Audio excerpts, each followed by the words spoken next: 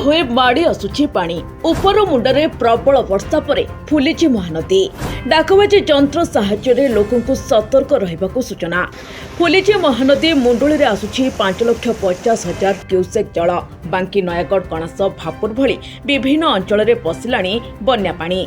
दया भार्गवी रे बन्या पानी आसुथिया बेले आलर्ट रे पुरी और खोर्धा जिला अधिकारी माने अलर्ट रहिबाकू निर्देश दैछन्ती।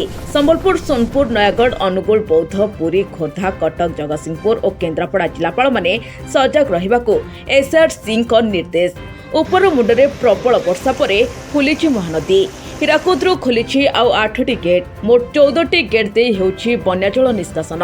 हीराकुद मध्यकू 2,60,000 जल प्रवेश करथिया बेले निष्कासित हेउछि 2,50,000 क्यूसेक पानी। खैरमाल दे प्रवाहित हेउछि 3,40,000 क्यूसेक पानी। सेहिपरि मुंडुली रे 5,50,000 क्यूसेक रु अधिक बन्याजल प्रवाहित हेउछि।